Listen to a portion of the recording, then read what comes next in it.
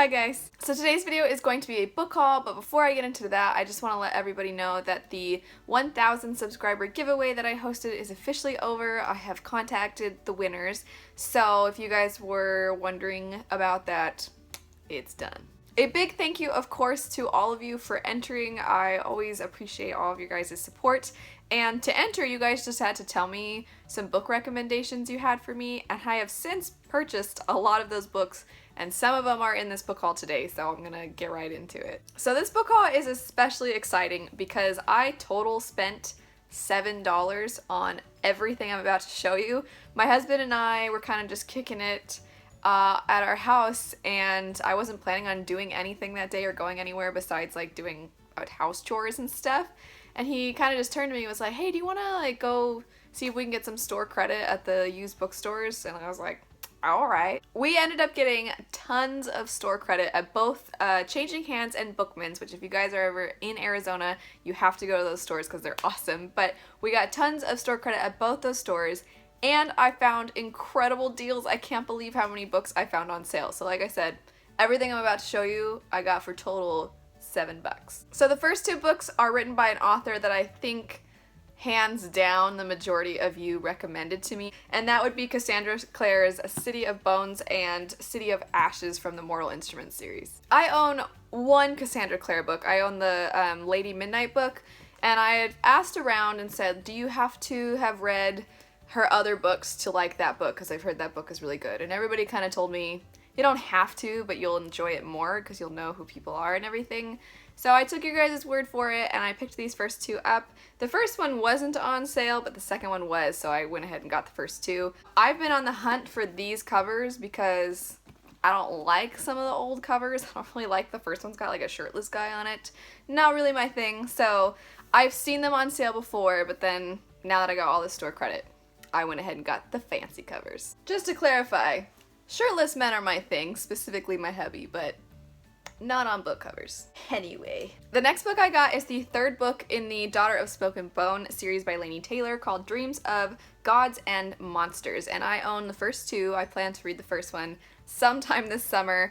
I've heard that it's an incredible series. A lot of people rank it up there as some of their favorite in fantasy, and I haven't read it yet, so I saw this one. It was on sale, just like most of these, and I had store credit, so I couldn't resist. The next two books I got, it was the same situation as the Mortal Instrument books, where the first one wasn't on sale, but the second one was, so I went ahead and got both of them. And that would be Kiss of Deception and Heart of Betrayal by Mary E. Pearson. With the first one, I know that in the story there are like two men after this girl, and one is supposedly a prince and the other is an assassin, which you guys know. I love assassins. And I'm really stupid, and I accidentally bought the third one a while ago and then realized, oh whoops, there are two more that come before this. So I bought the two more that come before it. The next book I picked up is a middle grade book, and one again that a lot of you guys recommended to me, and that would be the Rick Riordan Percy Jackson series. I only picked up the first one, even though middle grade books are usually super cheap, but I only picked up this first one.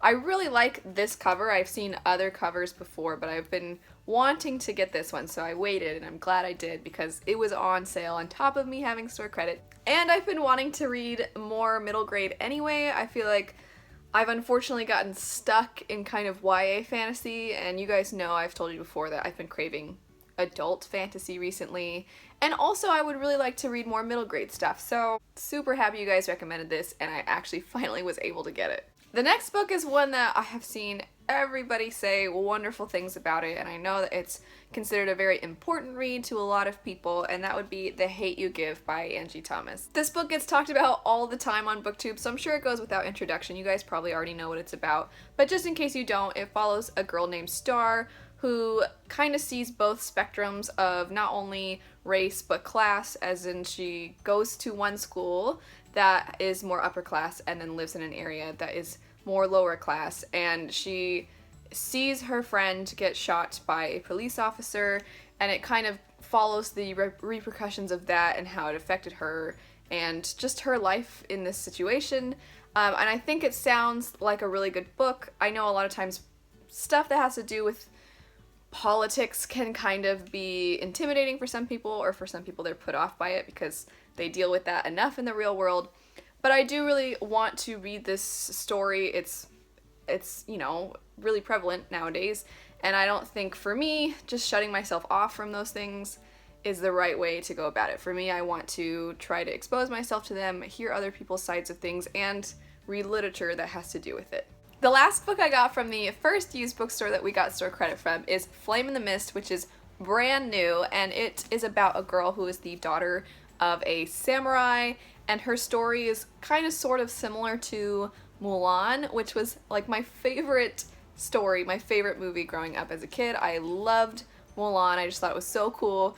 And when I was younger, I was fascinated by Japanese culture, and then in this book, the backdrop is Japan. And so I thought all of that sounded super intriguing. You don't normally see books that take place in Japan, but I think it sounds so cool. And on top of that, not only is the cover awesome, but the naked cover is like super purple, and I don't know that I've seen many super purple covers before. That obviously doesn't affect the story at all, but it's an added bonus. When I was a kid, I used to play the game, it's not necessarily samurais, it's more ninjas, but when I was a kid, I used to play the video game Tenchu, which you would just like run around and stalk people and then like kill them, but I thought it was the coolest thing ever.